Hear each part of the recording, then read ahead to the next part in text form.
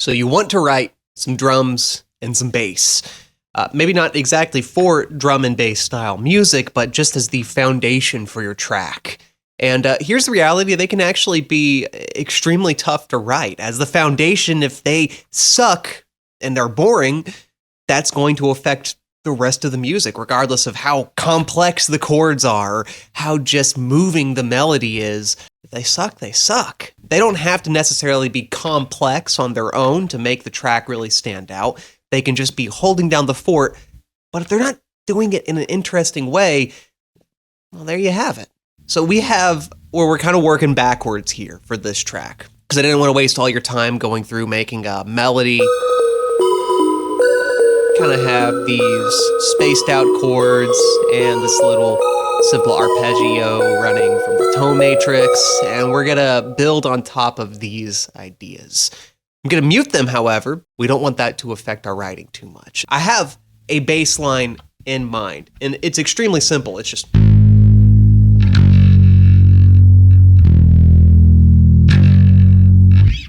inspired by Deco and Yami Online's Phantasy Star Online.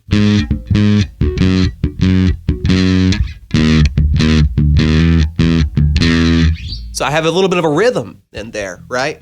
And I'm just very simple. And we want our drum line to support that. So let's start off with just the bare bones of our little 808. So let's find just a good note to start off. That is starting off on a G sharp. Since we know we're going to be walking all the way down, let's see how long we want that note to stand out. We don't have any context for that, so let's turn on our metronome. Let's go. Boom, boom. I'm leaving those rests in between where the release of our 808 is taken over, but it gives it some breath. It feels more punchy and not just constant. Our next walk is going to be down to F sharp, I believe. Yep.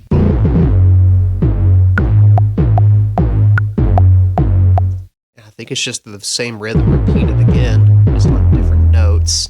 There's our pickup rhythm right there.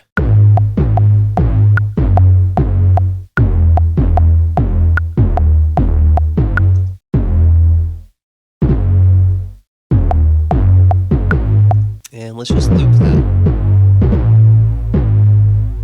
Now, we're going to leave this bass line just as simple as that.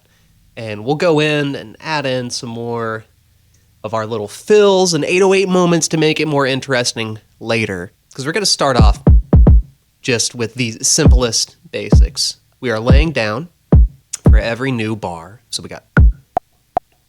Here's the basics of a drum track. You have your down and your upbeat. That's just the difference between your kick and your snare.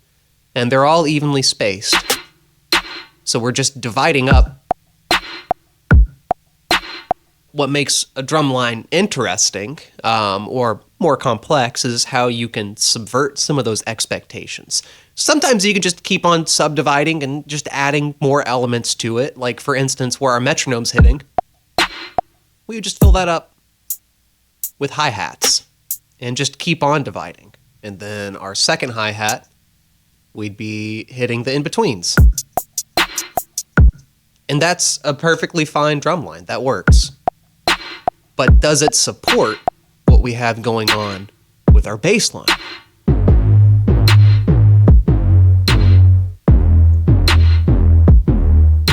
It works. It's going to work. They're in the same time.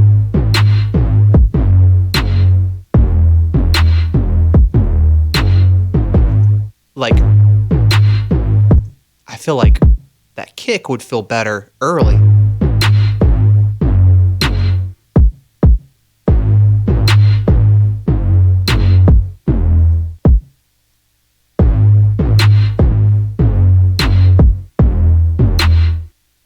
Make that one come in early again. See where I'm making it hit at different moments when our bass is hitting. Drums and bass. And this is a way that you can make it lock in. Make the two have a conversation. I'm not hitting it every single time that the bass is hitting there. We're not super gluing it like you would do for double bass on a metal track necessarily. But I want some of those notes to essentially be accented by the kick drum.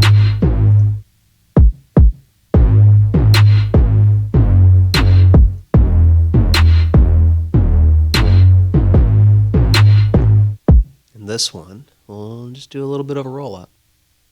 Here's the next thing. Velocity is your friend. Make the drums feel like they were performed by a person. Even though these do not sound at all like live drums, thinking of them in that way really gives them a great feel, even if it's just the feeling of like, hey, I would have to tap this out on a pad and perform it. There are just some things that get dropped, some things that just aren't necessarily possible. Unless like Lewis Cole or somebody were on the set. I think this will be our first early to the kick. We'll make this one late. That one right there.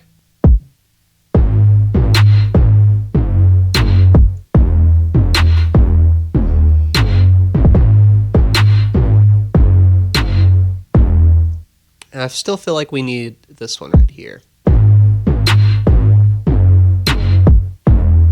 make it a little bit weaker though.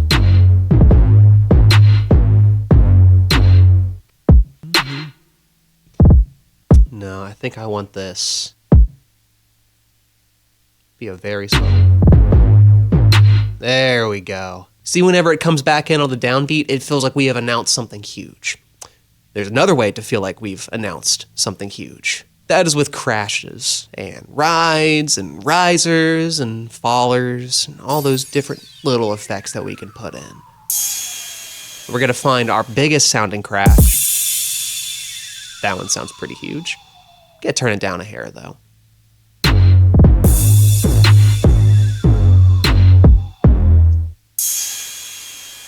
And then we're gonna make our others sound really tiny.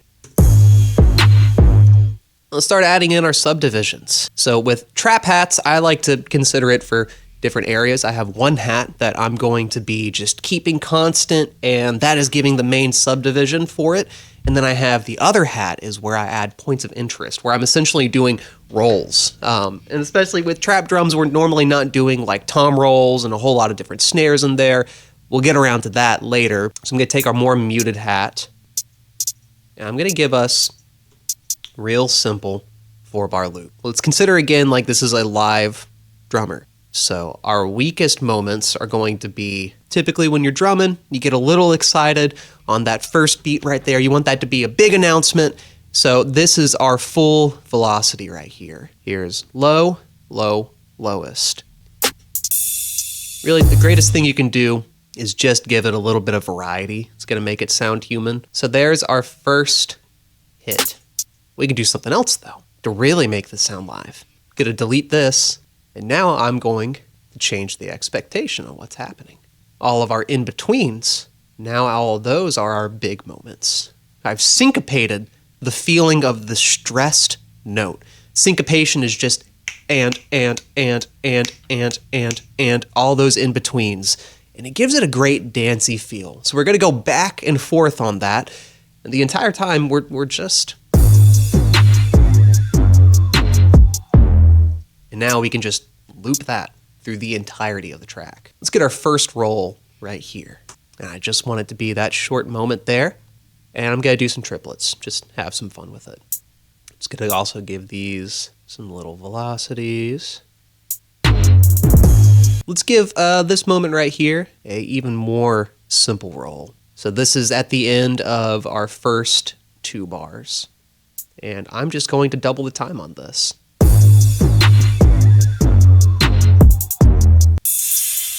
It's all of our hats together. And I'm gonna make this last one like a little ratchet. So we got a basic drum line going here. We've subverted some of the expectations with the kick and with the snare. We've gone through and subdivided it. We've announced big moments in the song, and now we want to go through and give the snare just a little bit more interest because it's not doing anything but just hitting. With our second snare, our rim, And we have our bass line going in that little tressia rhythm, so we can think of our snare just to have little groups of 2 in between these moments. So let's see. Sure.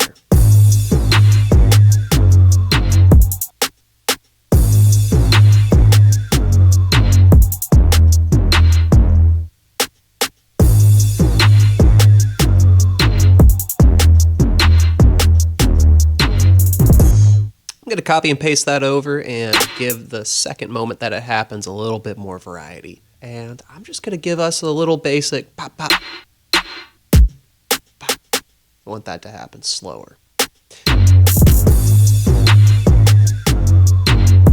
Now we have a pretty good drum and bass line that are getting along. We've not paid any attention to our main melody, so let's bring everything back in and see how it works together.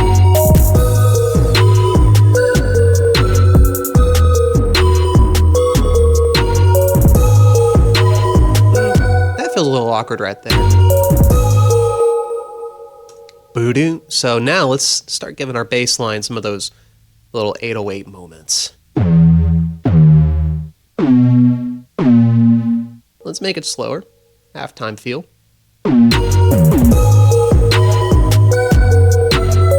Let's give this a walk down.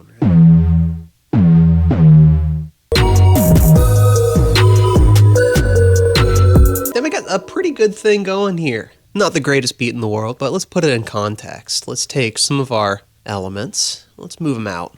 And we're essentially just going to be taking some of the complexity and giving it back. So I'm going to take out our little rolls that we just put in, and I'm going to take out some of our notes. I'm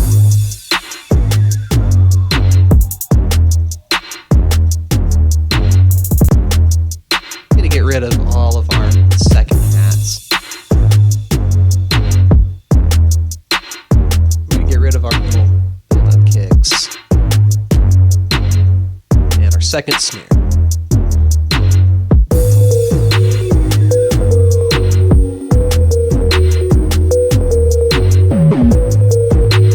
Gonna get rid of all of our little build-up kicks. Now, there we have it. And maybe I'd put in some samples here.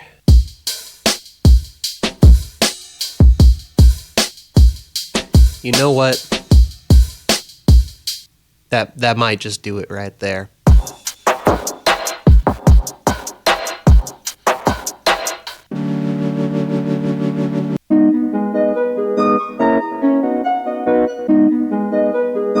Gotta sound better, not super sped up.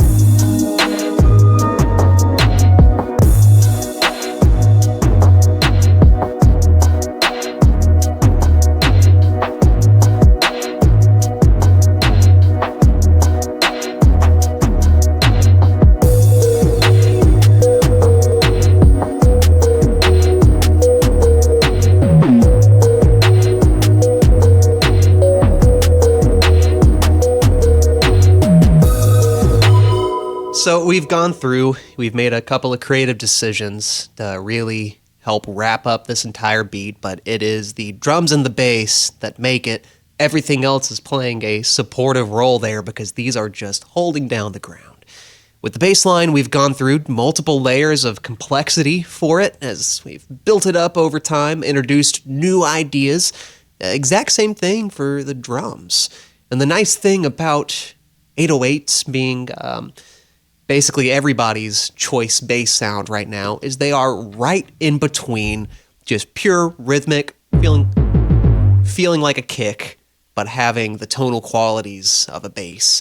We've used samples sparingly to make sure that we have full control over what we want to do creatively, and now we're not having to worry about going in and chopping and resampling or finding even better samples. That was a very quick search for a drum sample, in my opinion. So now that we've had all of this control, we can go through and really keep applying these ideas as we make separate verses, as we go through and develop a chorus, as we make a bridge and really start cracking everything down to bass elements and really washing it out to give it some soft moments. Or we can go through and just make it stupid hard. the world is your oyster now that you've gone through and built this all up yourself. So cook some music.